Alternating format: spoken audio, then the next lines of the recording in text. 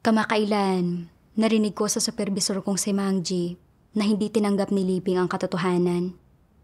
Na palagi niyang inaanalisa ng sobra ang mga tao at bagay at inaabala ang buhay iglesia. At nabinahaginan at tinulungan siya ng mga kapatid, pero hindi siya nagbago. Hiniling sa akin ni Mangji na sumulat ako ng pagsusuri kay Liping. Medyo nagulat ako. Hindi ko inaasahan na aabot sa ganitong punto si Liping. Noong una, mahirap para sa akin na tanggapin ito. Ilang henerasyon ang nananampalataya sa Panginoon ang pamilya ni Liping. Naglingkod siya sa Panginoon sa simbahan noong kabataan niya. At mahigit 20 taon na niyang tinanggap ang yugtong ito ng gawain ng Diyos. Ngayon, mahigit 50 taong gulang na siya at dalaga pa rin siya. Ang pagtalikod at paggugol niya ng sarili, pagpipigil at pagtitiis ng paghihirap, ay parang tunay na pananampalataya sa Diyos. Ngayon, inilalarawan siya bilang isang hindi mananampalataya batay sa kanyang sobrang pag-aanalisa sa mga tao at bagay. Hindi ba't masyado naman itong malupit? Naalala ko noong nakipag-ugnayan ako kay Liping noon, hindi naman mukhang masama ang pagkatao niya. Nakikipagtalo lang siya tungkol sa tama at mali kapag umuusbong ang mga isyu. Hindi ba dapat binibigyan ng pagkakataon ng mga ganitong tao para manatili sa iglesia at magtrabaho roon? Hindi mo makilatis ang diwa ng isang walang pananampalataya.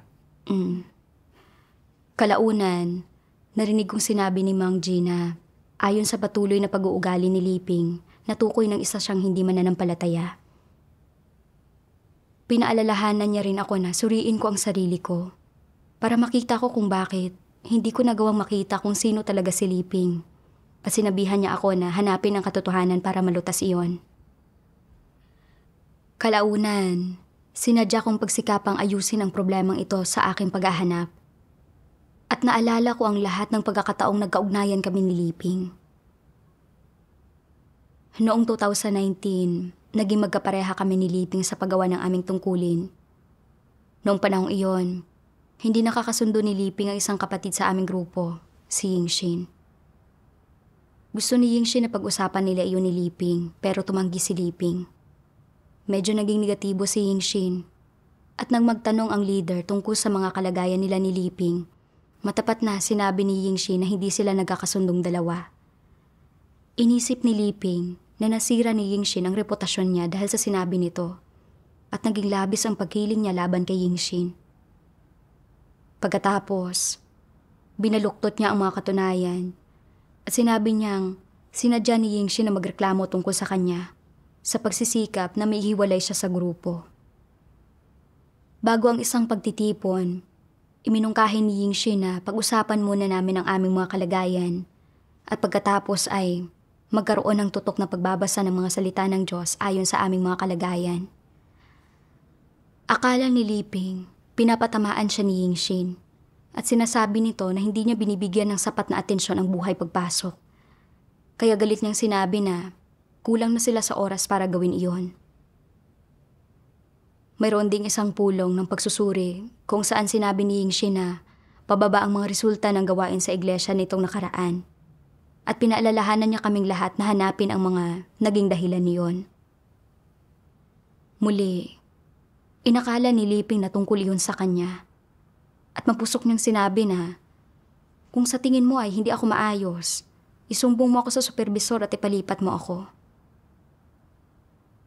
Gumugol kami ng oras sa pagbabahaginan kasama niya at hindi namin nagawang pag-usapan ng normal ang gawain. Naging wala na sa katwiran iyong pang-aabala niya. Noong oras na iyon, kakasali lang ni Sister Luen sa grupo namin. At kapag umuusbong ang mga hirap at problema sa gawain niya, madalas nang kinukonsulta si Yingshin.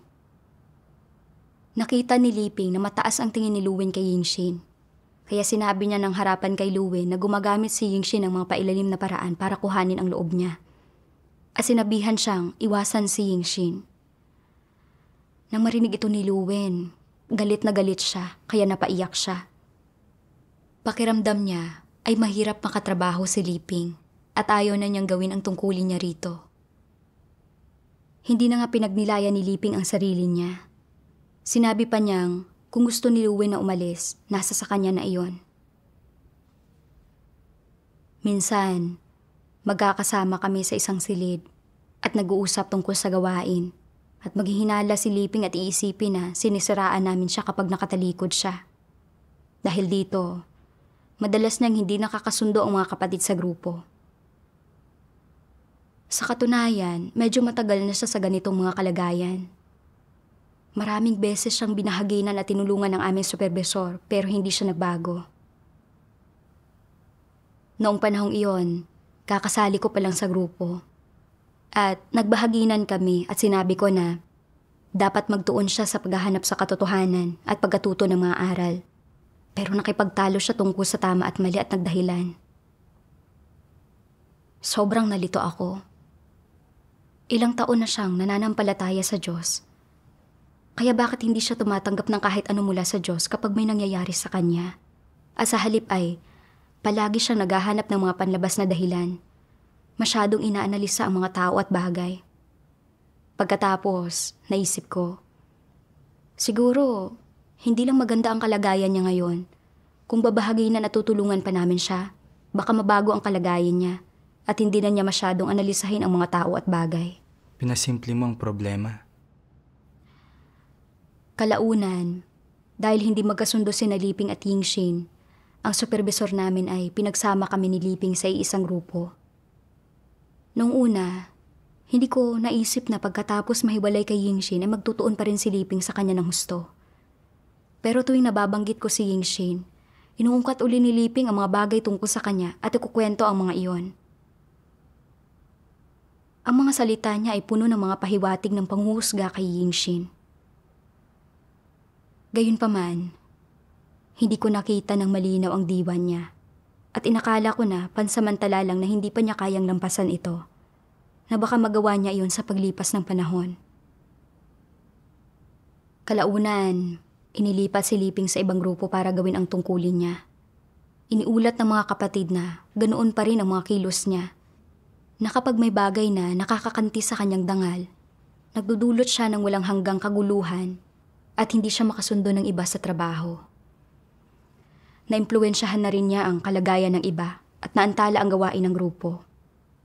Binahaginan siya ng aming supervisor ng maraming beses at sinabihang magtuon siya sa paghahanap sa katotohanan at pagkatuto ng mga aral, pero hindi niya iyon tinanggap kailanman at patuloy niyang ipinagtanggol ang sarili niya na nagdulot ng mga pagkagambala at pagkakagulo sa gawain. Hanggang sa matanggal na siya, nakipagtalo siya tungkol sa mga tama at mali at hindi niya pinagnilayan o sinubukang kilalanin ang kanyang sarili. Hindi ito pansamantalang pangit na kalagayan. Kalaunan, narinig kong pinag-uusapan ng mga kapatid ang ilan sa mga pag-uugali niya.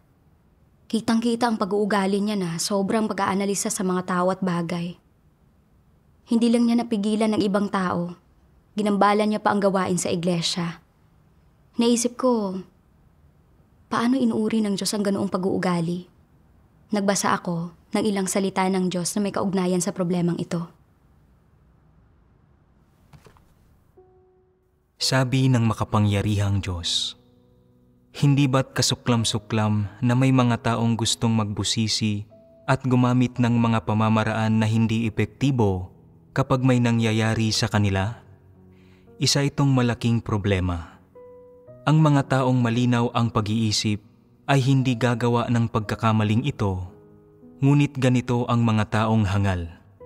Palagi nilang iniisip na ginagawang mahirap ng iba ang mga bagay-bagay para sa kanila, na sadyang pinahihirapan sila ng iba, kaya palagi nilang inaaway ang ibang tao.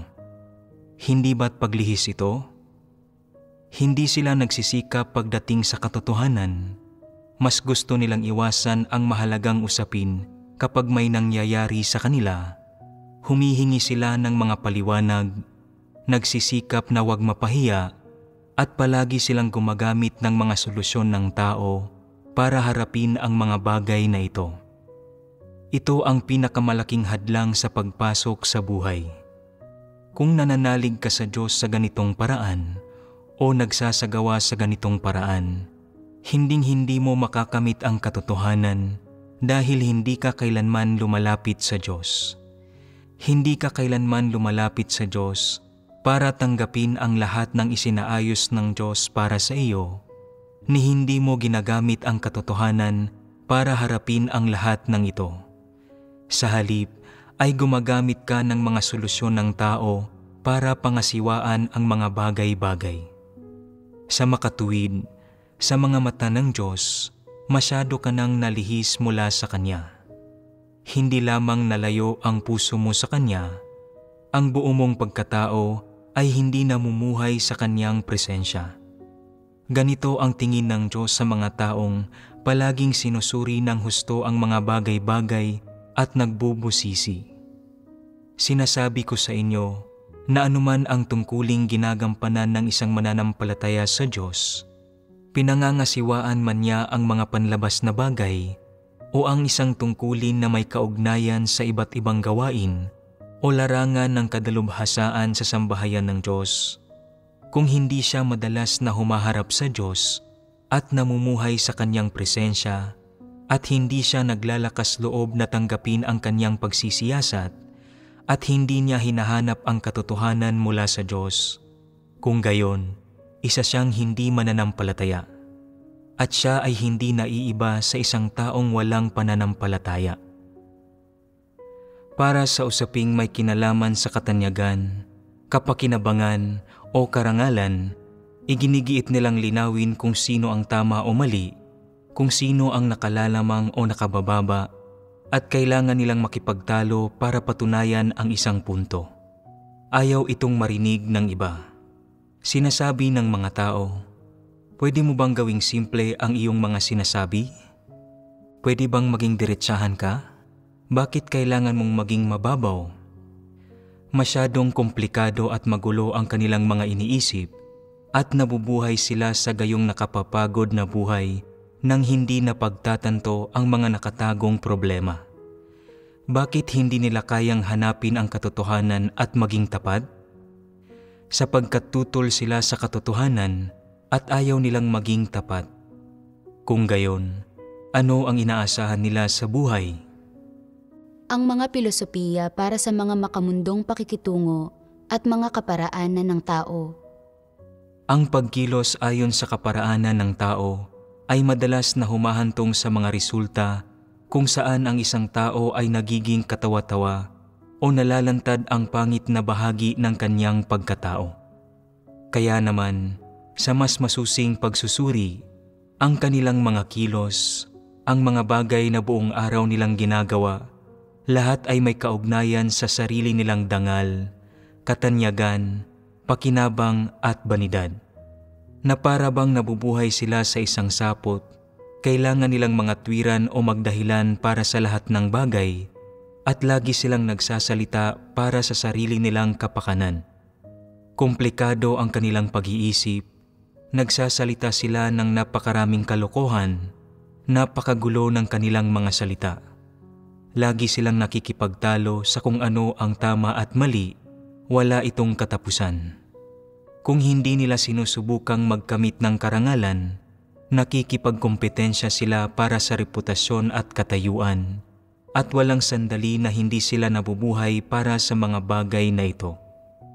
At ano ang kahihinatnan nito sa huli? Maaaring nagkamit sila ng karangalan, pero yamot at sawa na ang lahat sa kanila. Nahalata na sila ng mga tao at napagtanto na ng mga ito na wala silang katotohanang realidad, na hindi sila isang taong taos-pusong nananalig sa Diyos.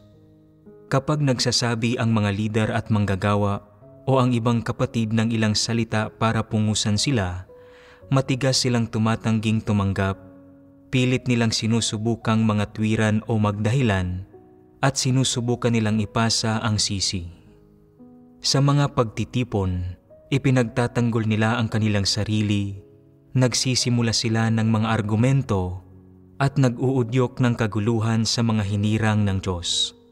Sa kanilang puso, iniisip nilang, "Wala ba talagang lugar kung saan ko maipaglalaban ang aking punto? Anong uri ng tao ito? Ito ba ay isang taong nagmamahal sa katotohanan? Ito ba ay isang taong naniniwala sa Diyos?" Kapag naririnig nila ang sinuman na nagsasabi ng isang bagay na hindi naaayon sa kanilang mga layunin, lagi nilang gustong makipagtalo at humingi ng paliwanag. Naiipit sila sa kung sino ang tama at kung sino ang mali. Hindi nila hinahanap ang katotohanan at hindi ito tinatrato ng ayon sa mga katotohanang prinsipyo. Kahit gaano pa kasimple ang isang bagay, kailangan nila itong gawing napakakomplikado. Gulo lang ang hanap nila. Dapat lang sa kanila na mapagod ng husto. Amen. Mula sa mga salita ng Diyos, nakita ko na ang mga taong nag-aanalisa masyado ng mga tao at bagay ay kumikilala ayon sa doktrina na ang Diyos ang may kataas-taasang kapangyarihan sa lahat ng bagay at na ang mga sitwasyon nila sa araw-araw ay isinasaayos niya. Pero kapag naharap sa ganitong mga aktwal na sitwasyon, hindi nila tinatanggap ang mga ito mula sa Diyos. Oo nga. Hindi rin nila hinahanap ang katotohanan at hindi sila natututo ng mga aral. Sa halip, naniniwala sila na pinapahirapan sila ng isang tao. At para ibangon ang kanilang dangal at reputasyon, lagi silang nakikipagtalo tungkol sa mga tama at mali na nagdudulot ng walang katapusang gulo. Puro panggugulo ang dinadala nila sa iba at sa gawain sa iglesia. Oo nga. Ang diwa ng ganitong mga tao ay ang diwa ng mga hindi mananampalataya. Halimbawa, tingnan mo si Liping. Noong kaparehan niya si Yingxin, halatang hindi sila magkasundo sa pagtatrabaho at naapektuhan na nito ang kanilang tungkulin. Iniulat ni Yingxin ang tunay na sitwasyon sa leader. Umaasang makakahanap ng tulong, pero hindi ito tinanggap ni Liping mula sa Diyos. Sa halip, inisip niyang inirereklamo siya ni Yingxin. Pagkatapos, palagi niyang binabantayan si Yingxin. Kapag nasa pagtitipon o nag-uusap tungkol sa trabaho, kapag pinuna ni Yingxin ang ilang problema o nagbigay ito ng makatwirang mungkahi, hindi magawa ni Liping na tratuhin ito ng tama. Sa halip, naniniwala siya na pinatatamaan siya ni Yingxin kung kaya sadyang sinasalungat niya si Yingxin. Sinadya pa nga niyang gumawa ng gulo. Sinasabi na kung iniisip namin na hindi siya maayos, dapat sabihin namin sa leader na ilipat na lang siya sa ibang tungkulin. Lahat ng ito ay nagparamdam sa amin na napipigilan kami at naapektuhan nito ang buhay iglesia at ang gawain ng iglesia. Kakasali lang sa grupo ni Sister Luwen at hindi siya pamilyar sa mga prinsipyo at mga profesional na kasanayan, kaya kinausap niya si Yingxin. Pinaghinalaan ni Liping na minamaliit siya ni Luwen at kumakampi ito kay Yingxin at binubukod siya. Noong magkakasama ang mga kapatid at kaswal na nag-uusap tungkol sa gawain, naghinala rin si Liping na palihim siyang hinusgahan ng lahat. At sadyang hinanapan pa niya ng mali ang mga tao at naging pahirap pa sa kanila. Dahil dito, hindi na magawa ng mga tao ng normal ang mga tungkulin nila. Sa totoo lang, ordinaryo at simple lang ang lahat ng ito. Mga bagay na mauunawaan ng mga normal na tao kung pag-iisipan nila ng kaunti. Tama. Pero masyado niyang inaanalisa ang mga tao at bagay at nagkalabo-labo na lahat. Sobrang gulo ng mga kaisipan niya.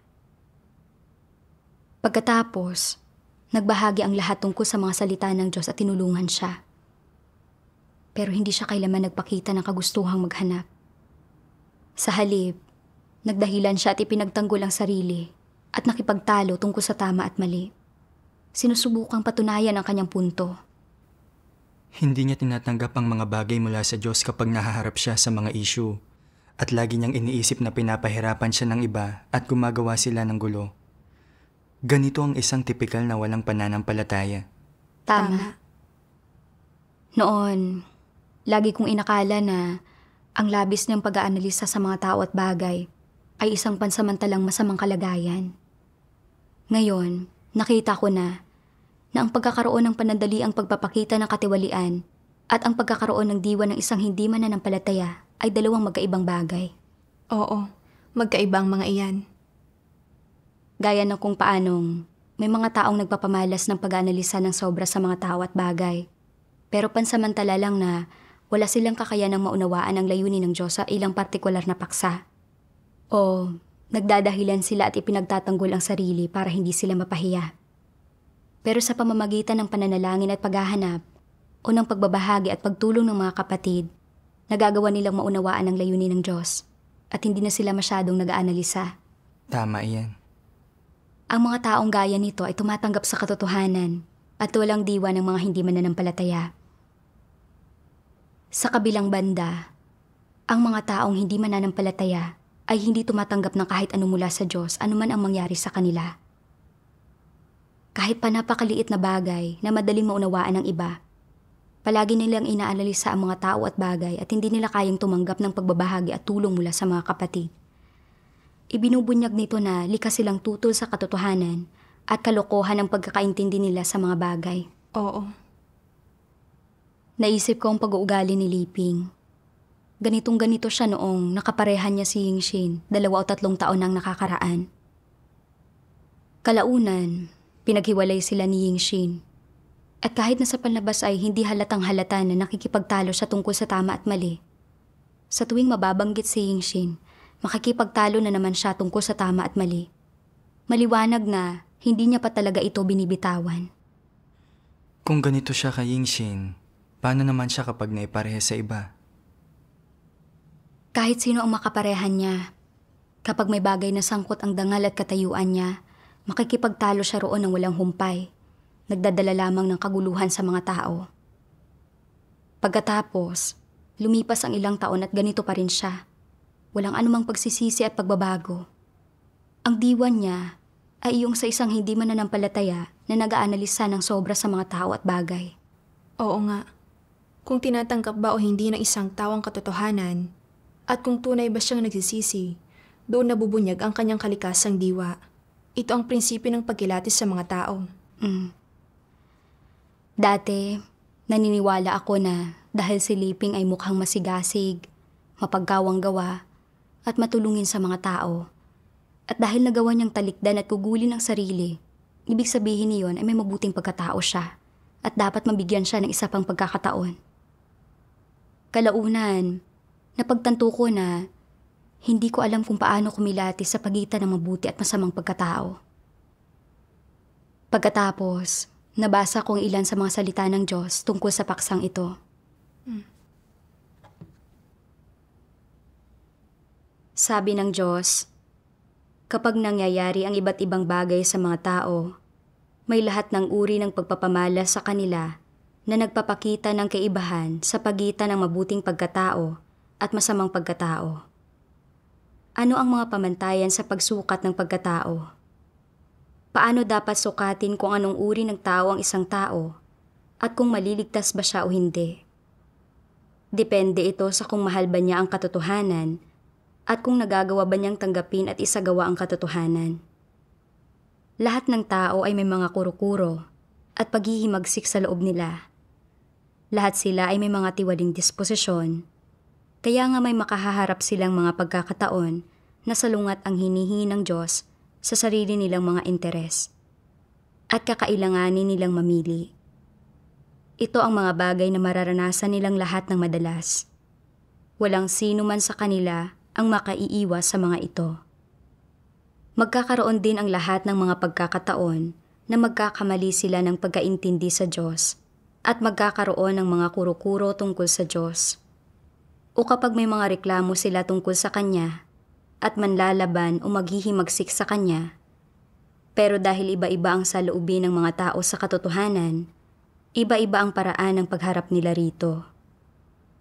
Ang ilang tao ay hindi binabanggit kailanman ang kanilang mga kuro-kuro, kundi hinahanap nila ang katotohanan at nilulutas ang mga iyon ng mag-isa. Bakit hindi nila binabanggit ang mga iyon? Mayroon silang may takot sa Diyos na puso. Tama iyan. Mayroon silang may takot sa Diyos na puso. Natatakot sila na ang pagsasalita ay magkakaroon ng negatibong epekto at sinisikap lang nilang lutasin iyon sa puso nila nang hindi naaapektuhan ang sino paman. Kapag nakahaharap nila ang iba na gayon din ang kalagayan, ginagamit nila ang sarili nilang mga karanasan para tulungan ang mga ito. Ito ay pagiging mabait. Ang mababait na tao ay mapagmahal sa iba. Handa silang tumulong sa iba na lutasin ang kanilang mga paghihirap. May mga prinsipyo kapag gumagawa sila ng mga bagay-bagay at tumutulong sa iba.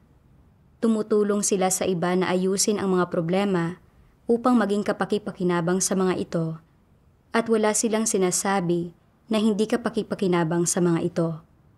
Ito ang pagmamahal. Ang gayong mga tao ay may takot sa Diyos na puso at ang kanilang mga kilos ay maprinsipyo at matalino. Ito ang mga pamantayan sa pagsukat kung ang pagkatao ng mga tao ay mabuti o masama. Amen. Mula sa mga salita ng Diyos, naunawaan ko na ang mga taong may mabuting pagkatao ay nagmamahal sa katotohanan, handang tumanggap sa katotohanan at may mabubuting puso.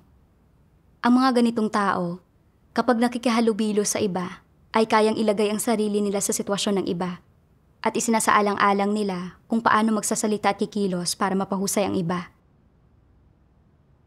Kung may mga kuro-kuro sila tungkol sa Diyos o nagkaroon sila ng mga pagkiling laban sa mga tao, hindi nila walang ingat na ipinapahayag ang mga iyon. Oo nga naman. Sa halip, nagagawa nilang hanapin ang katotohanan para lutasin ang mga iyon. Hindi sila nagsasabi ng mga bagay na hindi kapaki-pakinabang sa mga tao.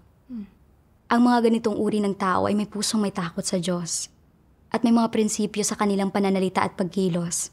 Sila ay mga taong may mabuting pagkatao. Tama. Ikumpara natin ito sa pag-uugali ni Liping ayon sa mga salita ng Diyos. Sa tuwing may bagay na sangkot ang reputasyon at katayuan niya, nagpapahayag siya ng kawalang kasiyahan. Hindi niya isinasaalang-alang kung makakasakit ba ng mga kapatid ang mga salita niya o kung ano ba ang mga kahihinatnan ng mga iyon. Nang tukuyin sa kanya ng iba ang problema niya, hindi talaga niya tinanggap iyon. At pagkatapos ay panghahawakan niya iyon at hindi siya bibitaw. Inabala niya ang mga tao sa pag-akto niya ng ganito. Mahigit 20 taon nang nananampalataya si Liping sa Diyos. Hindi man niya talaga naunawaan ang kahit alin dito.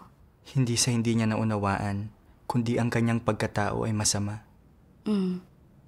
Noon, tinitingnan ko lang ang panlabas niya. Inakala ko na dahil matagal na siyang nananampalataya sa Diyos, mabait siya sa mga tao, nagawa niyang tumalikod at gumugol ng sarili at madalas siyang magkawang gawa at tumulong sa mga tao, ay may mabuti siguro siyang pagkatao. Pero nang aktwal na tinukoy sa kanya ng mga tao ang problema niya at nagbahagi sila sa kanya, hindi niya talaga tinanggap iyon. At ang mas matindi, binaligtad niya ang mga pangyayari at inatake at hinusgahan niya ang iba. Hindi tutunay na mabuting pagkatao. Tama iyan. Kapag nasasangkot sa mga bagay ang personal na interes ng isang tao, ito ang panahon na pinaka-nabubunyag ang kanyang pagkatao. Oo nga. Sa pagsisiwalat ng mga salita ng Diyos, nagkaroon ako ng kaunting pagkilati sa pagkatao ni Liping at sa pag-uugali niyang gaya ng sa hindi mananampalataya. Gayunpaman, kapag iniisip ko kung paano siya ay ilang dekada nang nananampalataya sa Diyos at kung paanong nagawa niyang tumalikod, gumugol ang kanyang sarili at magtiis ng paghihirap, at kung paano ngayon ay tatanggalin na siya, nakakaramdam ako ng kaunting simpatiya para sa kanya. Kalaunan, nabasa ko ang isang sipi ng mga salita ng Diyos. Sabi ng makapangyarihang Diyos, sinasabi ng ilang tao, kung ang isang tao ay kumakain at umiinom ng mga salita ng Diyos at nagbabahagi tungkol sa katotohanan araw-araw, kung nagagawa niya ng normal ang kanyang tungkulin, kung ginagawa niya ang anumang isinasaayos ng iglesia, at hindi kailanman nagsasanhi ng kaguluhan o pagkagambala, at bagamat maaaring may mga pagkakataon na nalalabag niya ang mga katotohanang prinsipyo, hindi naman niya iyon ginagawa ng kusa o sinasadya. Hindi ba't ipinapakita nito na hinahangad niya ang katotohanan? Magandang tanong ito. Maraming tao ang may ganitong ideya. Una sa lahat, dapat ninyong maunawaan kung magagawa ba ng isang tao na magtamo ng pagkaunawa sa katotohanan at makamit ang katotohanan sa pamamagitan ng palagiang pagsasagawa sa ganitong paraan. Ibahagi ninyo ang mga iniisip ninyo. Bagamat tama ang pagsasagawa sa ganitong paraan, Tila mas alinsunod ito sa ritual na panrelihiyon. Pagsunod ito sa mga tuntunin. Hindi ito hahantong sa pagkaunawa sa katotohanan o sa pagkakamit ng katotohanan. Kaya, anong uri talaga ng mga pag-uugali ang mga ito? Ang mga ito ay paimbabaw na mabubuting pag-uugali. Gusto ko ang sagot na iyan. Mabubuting pag-uugali lamang ang mga iyon na lumilitaw matapos manalig ang tao sa Diyos sa pundasyon ng konsyensya at katwiran ng taong iyon, sa sandaling maimpluwensyahan sila ng iba't ibang mabubuti at positibong katuruan. Ngunit mabubuting pag-uugali lamang ang mga iyon at malayo ang mga ito sa paghahangad sa katotohanan. Ano kung gayon ang ugat ng mabubuting pag-uugaling iyon? Ano ang sanhi ng mga iyon? Nagmumula ang mga iyon sa konsyensya at katwiran ng isang tao, sa kanyang moralidad, sa kanyang magagandang damdamin tungkol sa pananalig sa Diyos, at sa kanyang pagpipigil sa sarili. Dahil nga mabubuting pag-uugali ang mga iyon, walang kaugnayan ang mga iyon sa katotohanan at hinding-hindi magkapareho ang mga iyon. Ang pagtataglay ng mabubuting pag-uugali ay hindi kapareho ng pagsasagawa ng katotohanan, at kung ang isang tao ay may maayos na pag-uugali, hindi ito nangangahulugan na may pagsang-ayon siya ng Diyos. Ang mabubuting pag-uugali at ang pagsasagawa ng katotohanan ay magkaiba. Walang kinalaman ang mga ito sa isa't isa.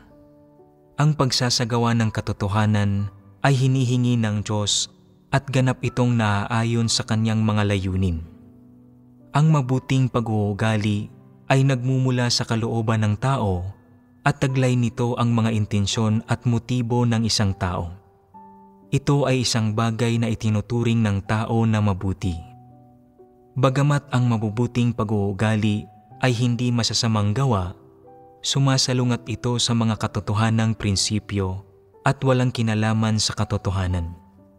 Gaano man kabuti ang mga pag-uugaling ito, o gaano man naaayon sa mga kuro-kuro at imahinasyon ng tao ang mga ito, walang kaugnayan sa katotohanan ang mga ito. Kaya kahit gaano pa karami ang mabubuting pag-uugali, ay hindi nito matatamo ang pagsang-ayon ng Diyos. Dahil pinapakahulugan ang mabubuting pag-uugali sa ganitong paraan, malinaw na walang kaugnayan ang mabubuting pag-uugali sa pagsasagawa ng katotohanan. Kung ang mga tao ay ibubukod-bukod sa mga uri ayon sa kanilang pag-uugali, magiging mga kilos ng matatapat na trabahador lamang ang mabubuting pag-uugali na ito. Walang anumang kaugnayan ang mga ito sa pagsasagawa ng katotohanan o sa tunay na pagpapasakop sa Diyos. Isang uri lamang ng pag-uugali ang mga ito at ganap na walang kaugnayan sa pagbabago ng disposisyon ng mga tao sa kanilang pagpapasakop at pagtanggap sa katotohanan, sa takot sa Diyos at pagwawaksi sa kasamaan, o sa anumang iba pang praktikal na mga elemento na tunay na kinasasangkutan ng katotohanan. Kaya, bakit tinatawag na magagandang pag-uugali ang mga ito kung gayon? Narito ang isang paliwanag, at natural na isa rin itong paliwanag tungkol sa diwa ng tanong na ito. Ang mga pag-uugaling ito ay nagmumula lamang sa mga haka-haka ng mga tao, sa kanilang mga kagustuhan, sa kanilang pagkukusa, at sa kanilang mga sariling motibo.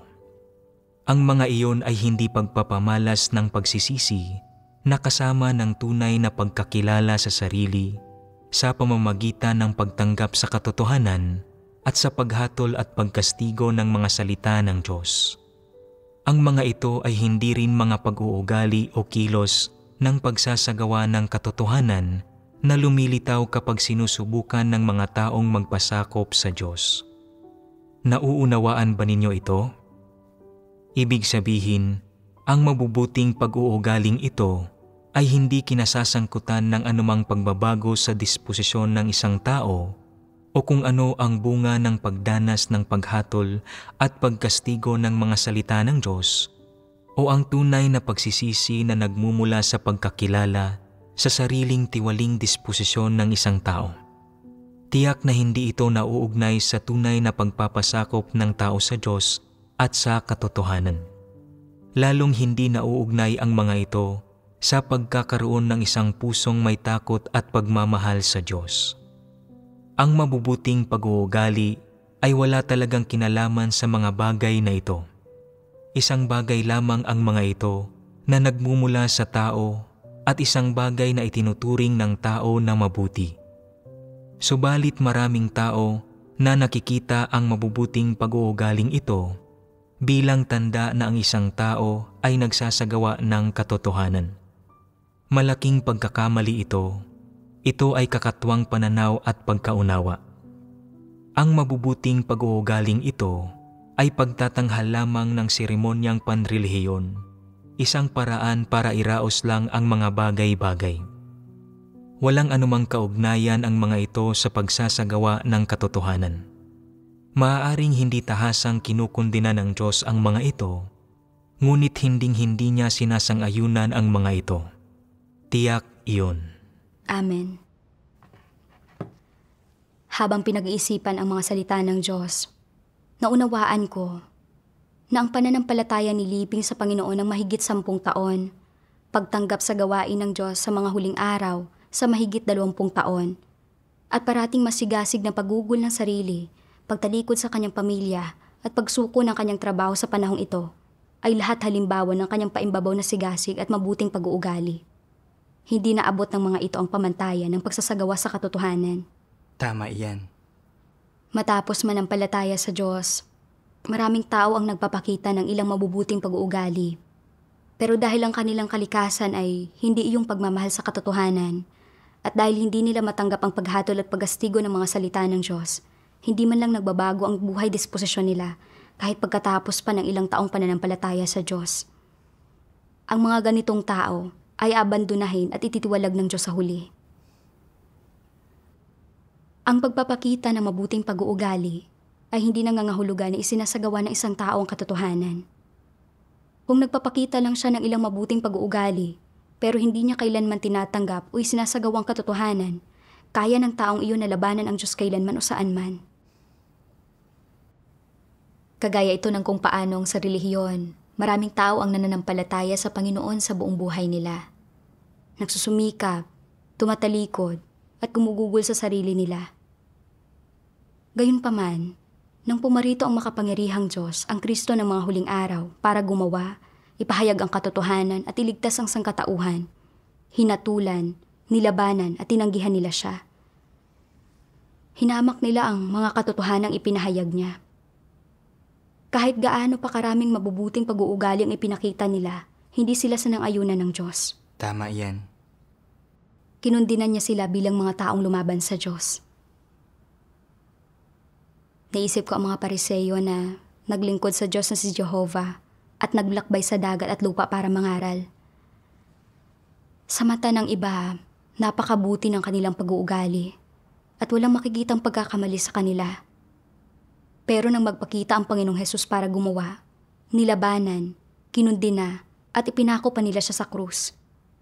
Ang kanilang kalikasang diwa ay yung pagkamuhi sa katotohanan at sa Diyos. Oo.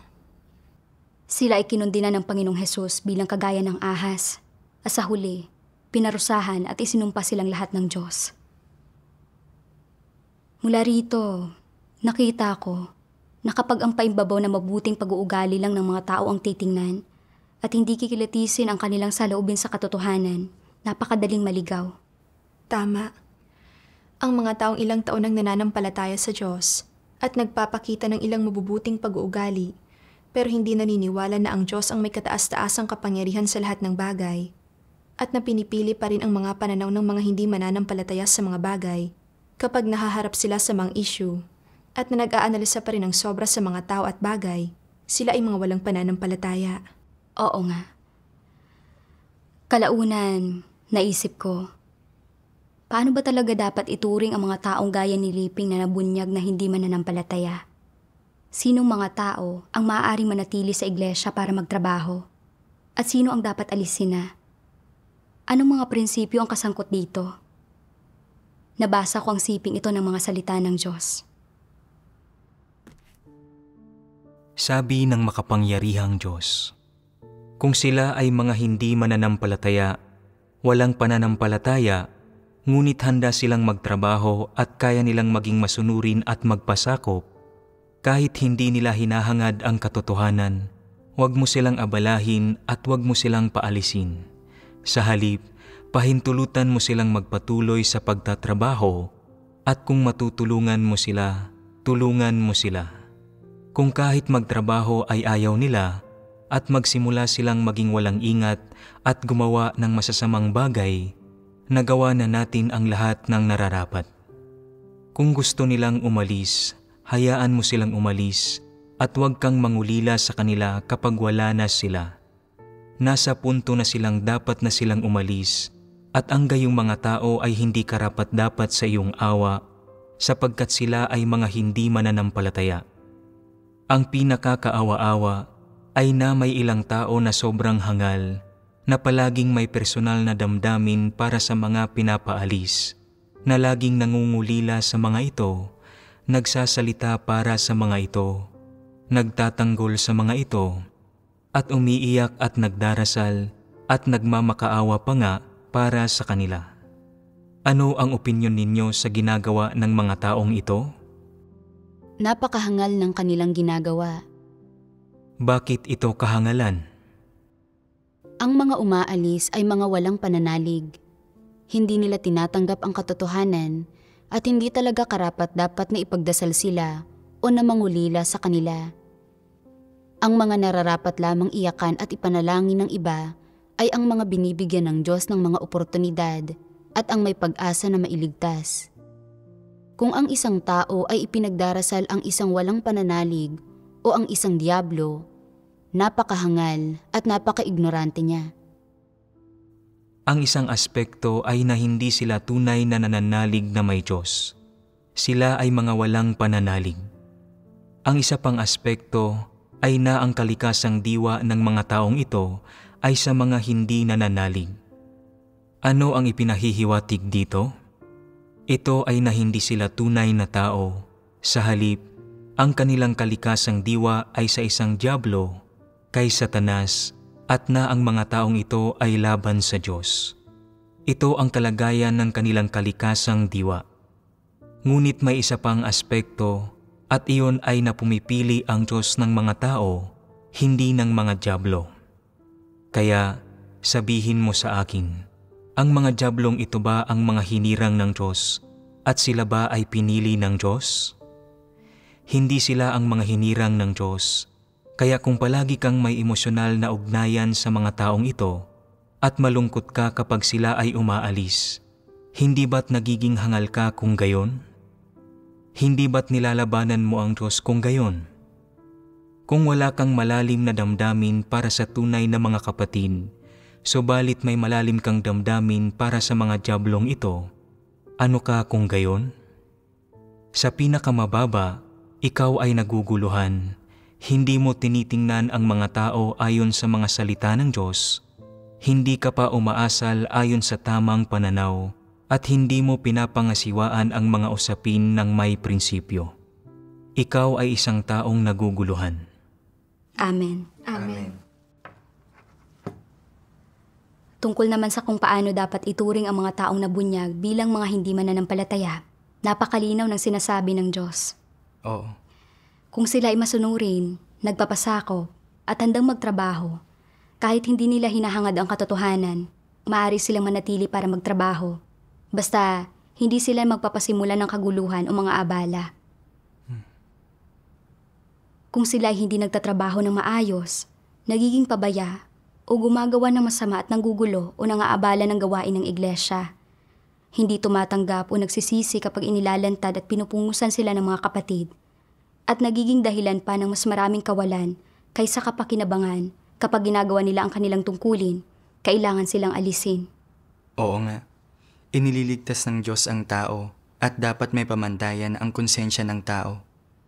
Kahit hindi hangarin ng isang tao ang katotohanan, kahit papaano, dapat hindi siya maging dahilan ng kaguluhan o paggagambala. Ang diwa ng bawat taong kayang gumawa ng masama at manggulo at manggambala sa gawain sa sambahay ng Diyos ay kagaya ng sa mga dyablo at ni Satanas. Kahit pa manatili ang mga ganyang tao sa iglesia, wala silang magiging silbi. Kailangan silang alisin. Tama iyan. Kinumpara ko ito sa pag-uugali ni Liping. Maraming taon na siyang nananampalataya sa Diyos. At matapos mangyari ang maraming bagay sa kanya, hindi niya hinahanap ang katotohanan at patuloy niyang inanalisa ng sobra ang mga tao at bagay na nakaabala sa mga kapatid at sa gawain sa iglesia. Binahaginan at tinulungan siya ng mga kapatid ng maraming beses. Pero hindi siya namulat o nagsisi kahit kaunti. Ang kalikasang diwa niya ay iyong pagiging tutol o namumuhi sa katotohanan at nabunyag na hindi siya mananampalataya. Ang pag-alis kay Liping ng iglesia ay ganap na pagpapakita ng pagiging matuwid ng Diyos. Noon, pagdating sa paghusga kay Liping, hindi ko siya hinusgahan ayon sa mga salita ng Diyos, kundi ayon sa sarili kong mga kuro-kuro at imahinasyon. Akala ko na dahil nagawa niyang tumalikod, gumugol ng sarili, magtiis ng paghihirap, magpigil sa sarili at pagpakita ng ilang mabubuting pag-uugali, siya ay isang taong may tunay na pananampalataya sa Diyos. Sa makatuwid, sa aking mabuting hangarin, ginusto kong manatili siya sa iglesia. Napakabulag ko talaga. Hindi sinabi ng Diyos kailanman na ang lahat ng nagpakita ng ilang mabubuting pag-uugali ay may tunay na pananampalataya sa Diyos. Sinusukat ng Diyos ang mga tao ayon sa kanilang kalikasang diwa at ayon sa kanilang saloobin sa katotohanan at sa landas na tinahak nila mula pa noon. Ngayon, ang gawain ng Diyos ay nakarating na sa huling yugto ng pagbubukod-bukod ng mga tao ayon sa kanilang mga uri. Ang mga taong nagmamahal at kayang tumanggap sa katotohanan, ang mga taong tumatanggi rito at namumuhi rito, ang mga tao na trigo at ang mga tao na masasamang damo, ibubunyag silang lahat ng Diyos. Ang mga hindi mananampalataya, ang masasamang tao, at ang mga antikristo na tumututol at namumuhi sa katotohanan ay ititiwalag lahat ng Diyos. Oo.